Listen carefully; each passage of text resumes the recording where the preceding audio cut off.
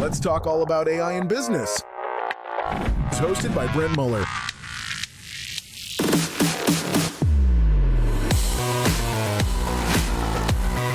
Welcome to the Future Proof Podcast.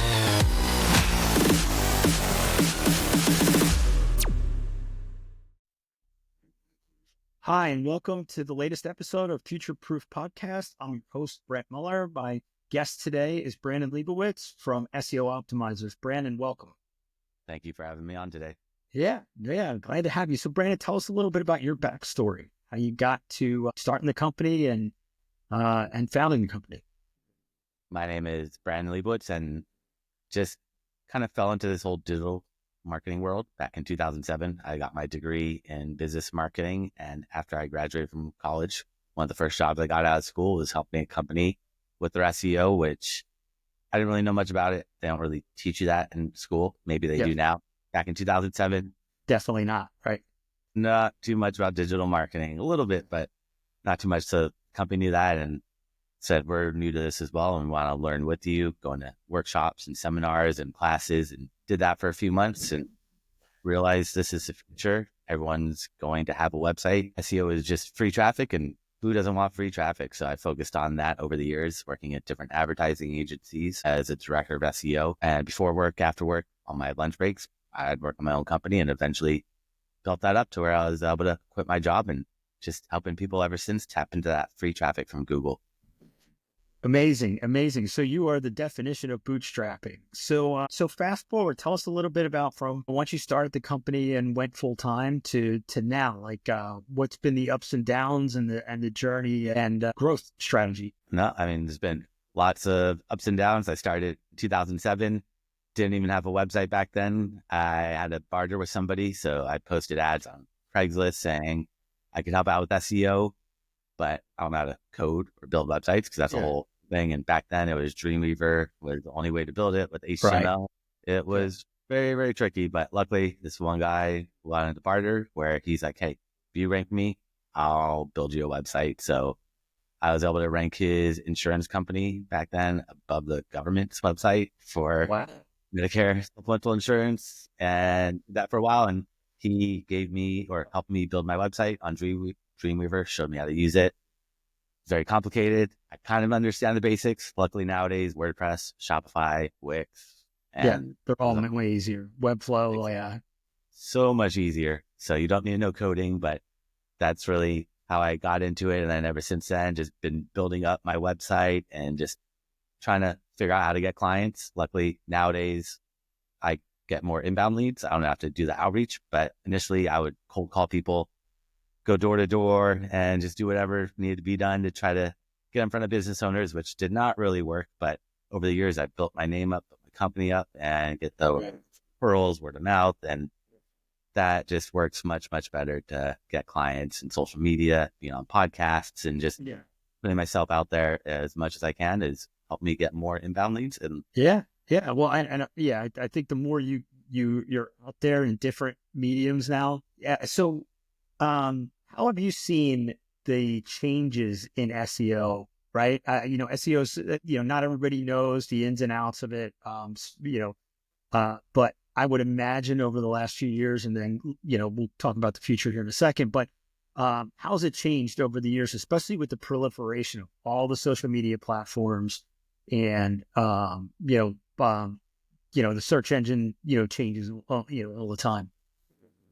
Every single day they're changing little things, but every once in a while they have big updates. But over the years, Google and all the search engines are really have their main updates to clean up spam. So people find loopholes, ways to game the system. Google says, nope, we don't want you doing that. We want you to focus on quality, not just finding ways to game the system. And essentially pretty much what they're doing is they want to have the best search results. Said, I think back in 2013, if your website's not mobile friendly, we're not going to show you on mobile devices, because they know if you're searching on your cell phone and you click on a website and it's not mobile friendly, you're probably going to hit that back button and you're going to go to the next website. And if that happens enough, you're going to be like, Google, why are you showing me websites that don't have a good user experience? So that's expanded to your whole website user experience, making sure not only on mobile, but desktop, and just how people behave. If people just come to your website and from Google and leave immediately, Google says, maybe you shouldn't be ranked at number one. Maybe let's drop you down to number two and move number one up and see, do people click and stay on number one, or do they leave immediately too? Then let's try and move it number three up. So they're constantly evolving and just trying to really provide the best results and clean up spam, because there's just too much spam going on. Yeah, I would imagine. So if I'm kind of understanding what you're saying is, if you put yourself in the end user shoes, that's what Google cares about. So if you give the user, the searcher in this case, right, the best experience from, if you're highly ranked, then you're going to stay up there. If not, right. So I'm guessing they're using their bots, right, to test that. Is that how it works? Yep, they've been using AI for over a decade on testing, machine learning. I mean, Google doesn't even know how their algorithm works anymore because it's so split into so many departments, but also the AI and machine learning just learns by itself and it just kind of grows. They know the basics, but it's just learning by itself, just looking at user behavior or just trying to take all the data points that it gets and trying to put out the best results, because Google wants you to stay on Google. So you click on ads. That's the main goal, is give you good results. So you keep using Google and clicking on those ads, because that's how Google makes all their money, is by you clicking on ads. Yeah, totally agree. It's an advertising platform first and foremost. So, as I think about that, right? So there's all kinds of nuances to SEO. We're not going to get into that, the secret sauce and the how, but how do you see this evolving? Because the one thing that we've noticed, right? So my other company is we own a data company, and we own a ton of data, and part of our data is intent-based data, and so we see the keyword stuff, right? And I don't bring this up on a lot of podcasts, but for you, it's very relevant. So one of the trends that we've seen is, it went from broad-based keywords, right, to long-tail keywords a number of years ago, right, to buying intent keywords, right? In a case of like, hey, if I wanted a specific bottle of wine, right, that would be a buying intent, more buying intent keywords. Now what we're seeing with AI and the proliferation of ChatGPT is more question-based. Are you seeing that in the keywords and all that stuff that you have to do for SEO? There's always been lots of questions, because now it's definitely picked up, but there's always that, like the voice search and Alexa and Siri's usually people asking questions. So I didn't think about that. Yeah, that's a great point.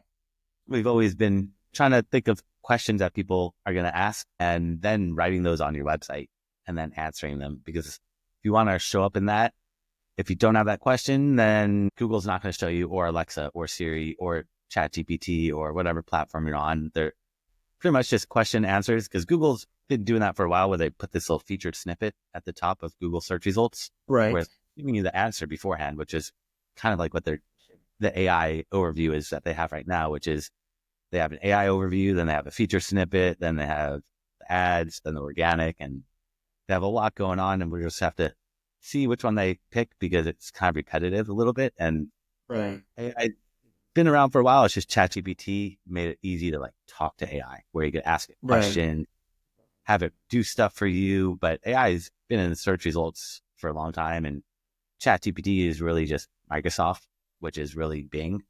So Bing, ChatGPT, and Google's like, all right, we got to put our AI out right now. And that's where they released Gemini to try to compete with that. But it's going to be interesting to see how it all works out and what happens. The AI wars, right? Just like we had the browser wars, the search engine wars, right? It's just cloud wars.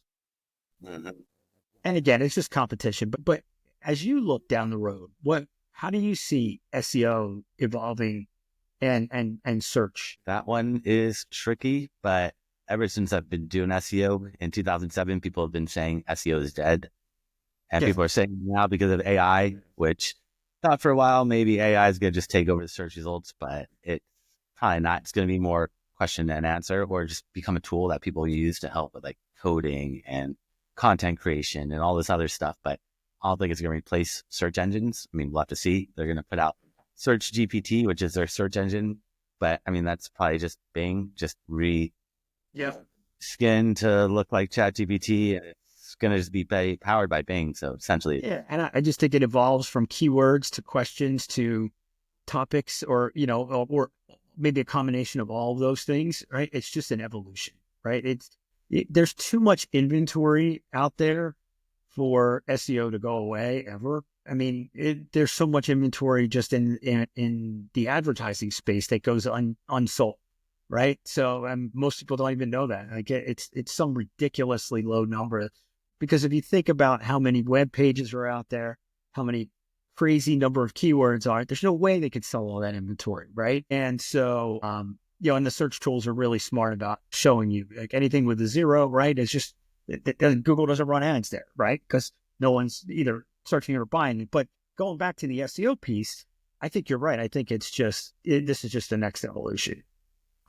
Yep. We're just going to have to see where people go, because there's a search. Doesn't matter if you're searching on Google, if you're searching on Amazon, there's ways to optimize for Amazon, for Yelp, TripAdvisor, pretty much anywhere where you could search. As long as people still search, then people will still be around. But if we're not searching, if you can just tap into our minds and figure out what we want, then we're in trouble, which I feel like I'm safe for a while for that. But who knows, with technology just advancing, it's interesting. Technology is always disrupting, right? I mean, the taxi drivers didn't see Uber coming, right? The hotel industry didn't see Airbnb coming. I mean, it's just technology. It's just going to continue there'll be disruptions, and that's kind of where we are. So talk to me about as you look down the road, again, you can't predict where, I get that, where AI is going to take it, but how do you see AI influencing other parts of the marketing industry or your business in particular, right? Where do you see it, helping you grow? Where are some obstacles? What do you see?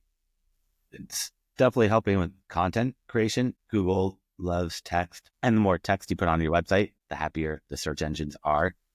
But that requires using writers, and with AI, it writes 100% unique content, which is what Google wants.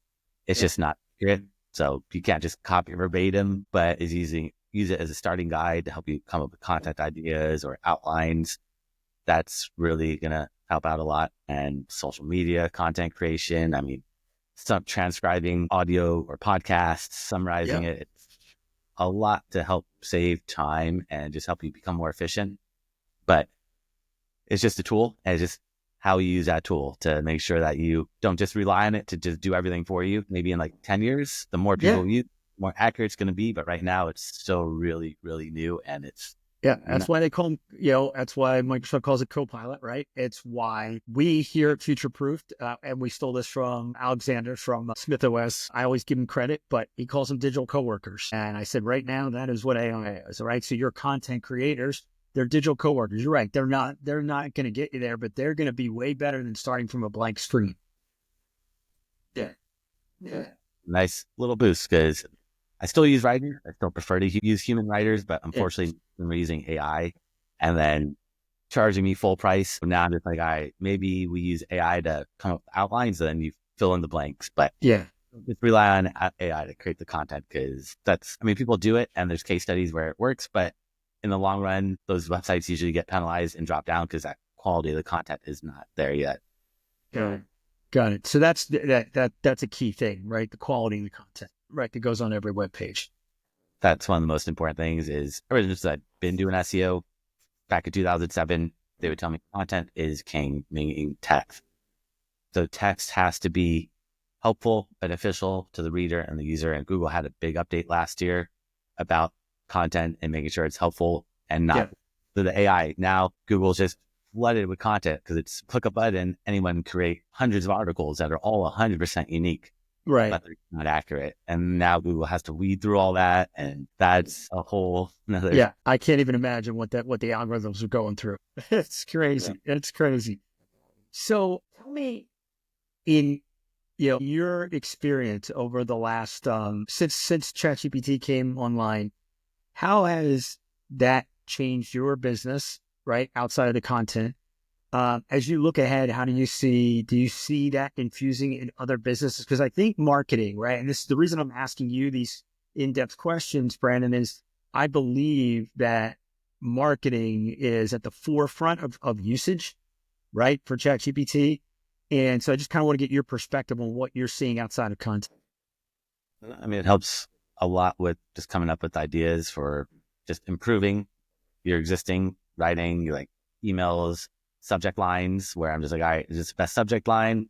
Let me just ask ChatGPT, and it'll give me 10 other ones that one or two might be, or usually are much, much better than what I put in there. I'm like, all right, this might be a little bit better. Let me throw it in there, do a little A/B testing and see if this one's going to get more clicks, more open rates, and just using that to just enhance pretty much all text that you're putting out there. Like emails, you could always say, hey, just what do you think of this? But when I'm writing, I teach classes and I've gone in and said, hey, what do you think of this title or this description that I've been using for the last like 10 years? I don't think I've really changed too much in the description because I kind of teach the fundamentals of SEO, but now I had ChatGPT go in there and tweak it a little bit and revamp it. And it's helped out a lot for ads too, where I had ads running, and especially on like Facebook, where I'm like, hey, can you make this ad more for Facebook where it adds emojis? And like Google ads are pretty straightforward. It's just text. You don't want to add emojis, but social media, you get a lot more. You gotta have emojis, yeah. So that helps out a lot to just make like little checklists and just making it much easier on the eyes than in the past ads for social media. And it just does so much that helps out a lot with clients, because like, we don't want to talk about content, but content is so important. Creating new pages for my clients, because a lot of them will do or have service-based businesses and they want to rank for different cities. Like I have one that's a plumber and they're based in LA, but they want to rank for all the different cities in LA. I tell all them, the towns around there, right? Yep. And if we want to do that, we have to create city-specific pages, because someone searching for plumber in Los Angeles doesn't really care about a plumber in Santa Monica or a plumber in Pasadena. So having different city pages and all this content created. In the past, I'd have to pay my writers, and it takes weeks, sometimes months, because they want to target lots of content, lots of pages, cities. But nowadays with AI, it makes it much easier, where I could have this AI kind of create a template or rough draft for the client. They just have to edit it, make sure it's accurate, go in there and tweak it. And then that works really, really well to help save a lot of time. And those content pages work just as well as ones that my writers write really well. And it helps out a lot to just move the needle much faster, because SEO does take time. And it's just like a lot of content that needs to be out there. And any way to help out with that content creation by saying like, Eats things up, right? Yeah. Because I have 10 writers on staff, or I just pull anytime I need content. But sometimes I have a website that needs hundreds of pages of content. I'm like, all right, now I just got to pretty much use all my writers just to get this content out. Just get that thing out there, right? It's so important with SEO, that content. Yeah. No, totally get it. Now, any cool client stories or emerging tech stories that you want to share with the audience? I mean, I'm kind of similar with that plumber. I have another client that's to do mold removal. Just start with them 2 months ago, but we created all these city-specific pages using AI. I gave it to the business owner. They reviewed it, edited it, and luckily there's not too much competition for mold removal. They pretty much shot up to page 1 for all their cities in about a month and a half, that's a lot of business coming your way then. Yep. Now I just got to get to the top of page 1. So they're on page 1, but now we got moving them up, and then it comes down to other stuff like backlinks and all this other technical stuff that comes into play. But AI, it just helps so much to just speed things up with that content creation. As long as you're putting out good content, just throwing up hundreds of pages that are low quality. Because I have one client that actually has that past. They created, I think, like 1,000 pages for all these different cities all over California. And it's all the same content. They just changed one word where it says the city name from San Diego to Los Angeles to San Francisco, and all the content's the same. And that content, I looked in their analytics, it's only getting like 20 people in the past 16 months for like 1,000 pages. So now we have to delete all these pages because start over. Yeah, because Google sees if you have like 1 or 2 pages that are low quality, that actually will penalize your entire website nowadays. So you have to make everything is good quality and no low quality content. Okay. Well, then, you know what? The lesson here is that what you learned back in 2007 is still true today, right? This goes back to principles never change, right? Methods and implementation do. But the principle that you started with, which is content is king and good quality content, right? It's holding true even today. Yeah. It's pretty much the same fundamentals when I first started doing SEO are still here to this day. It's changed a little bit, like user experience and speed and all that stuff. But in general, it's just good quality content, good quality backlinks, and that's really quality over quantity with what Google's looking at nowadays. And so before I get into sort of the wrap-up stuff, tell me a little bit about how COVID impacted your industry, and if you want to talk about your business in particular, because I know everybody kind of had different experiences, and we always say here that COVID threw a lot of people in the deep end of the pool, but it also shuttered a lot of businesses, right? So that means a lot of industries were in reactionary, but no more so on the tail end of that than marketing, right? Marketing's the first budget that gets cut, right? So how did you guys persevere through that, and what did you see? Well, marketing was cut by a lot of companies, but also a lot of companies that I worked for were local businesses that had to just shut down completely, and Right. some unfortunately never reopened. I mean, I'm in California, so I have a lot of clients in California, but at a pizza place in New York, that was a huge pizza chain, and they had to shut down, and I think they had to close like half of them, and just local businesses pretty hard. Luckily for me, I've been doing SEO since 2007, and I worked for a while at different agencies building my company up. I didn't just jump ship right away, so I wait like 7 or 8 years to quit my job to make sure I had enough clients where I was stable. But if I just jumped ship right away and then COVID hit, I probably would have been in a lot of trouble. But luckily, I had enough clients where I lost a lot, but I was still able to be okay. But after about like a year, then things started picking up because people realized, hey, we don't know what's going to happen, when things are going to reopen, and I got to figure out an alternative. Like I got to figure out what to do, how to get my brick and mortar to be online or be a hybrid and be brick and mortar and online and just have presence everywhere, which in general you should be everywhere, but it just made people realize they need to, you can't rely on anything. And it's just same with like the internet, social media, like all this, like you can't rely on any of that stuff. They could take you down, they could drop you, and just kind of starting from scratch, which is what happened with a lot of people back in 2020, is they just had to start from scratch and figure out things. And the tough process, luckily, a lot of them did come back, but I know, especially around where I live in California, a lot of restaurants have shut down completely, and it's pretty unfortunate. Yeah. I think a lot of things are coming back finally. Like, we're getting it back to normal over the last year. But you're right; it was a big hit. I think it was extended in a lot of places that people don't realize, and there was like a reverberating effect. Like dropping a pebble in a pond. Right, that ripple effect goes pretty far and wide. So I told you I always end the podcast with a couple key questions. One, as a founder, right?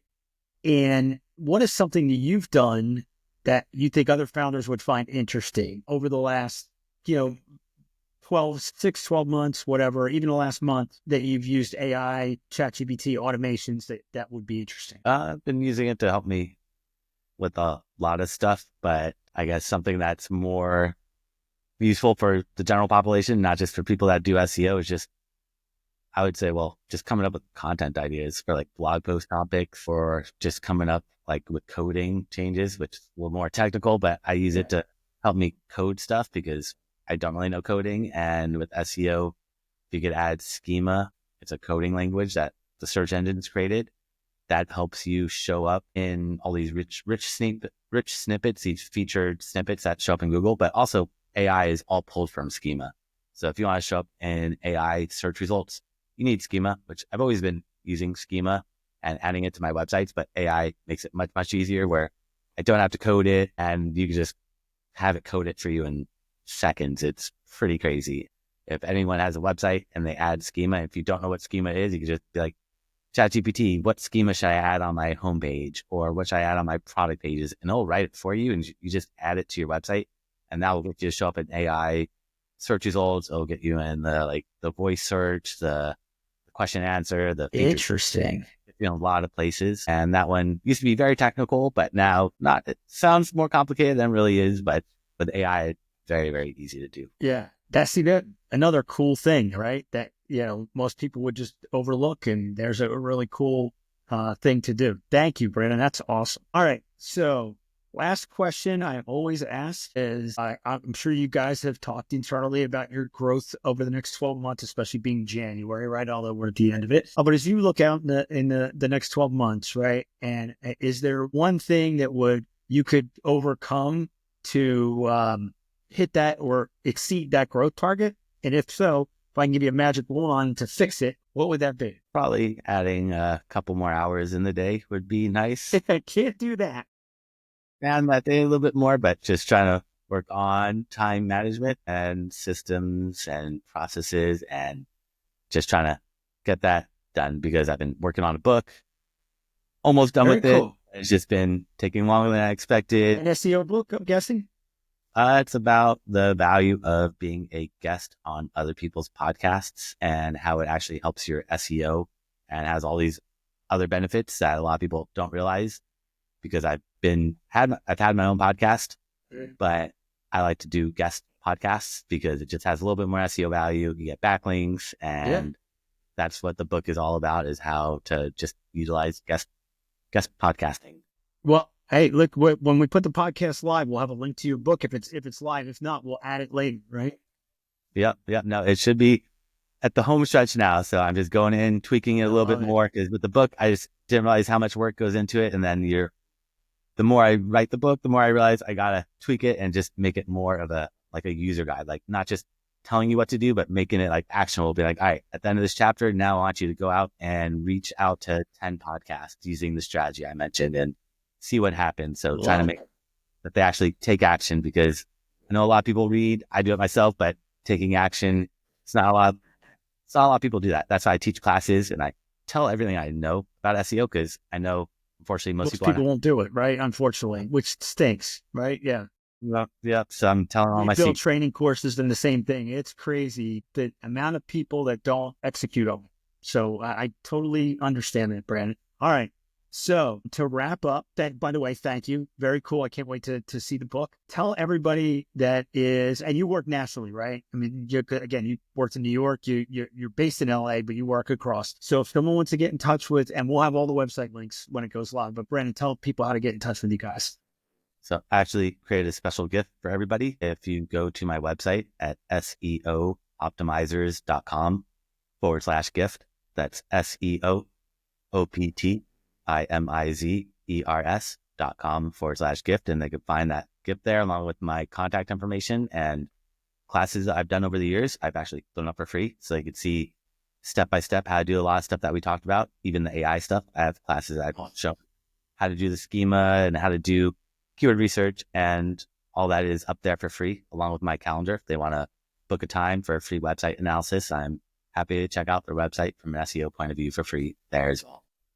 Excellent. Brandon, it's been a pleasure. You've given us some really cool things. Some things I didn't know about SEO for sure. And now I'm excited to read the book. So thank you for being our guest. And we're really looking forward to getting this thing live. Thank you so much for having me on. Awesome. Well, everyone, as always, we are all about founder and CEO insights, and look out for our upcoming release of our AI cheat sheet for founders and CEOs. So thank you, Brandon, and we'll talk to you guys on the next episode. If you're ready to embrace change and lead with innovation, be sure to subscribe and never miss an episode. Thanks for tuning in to the Future Proof Podcast.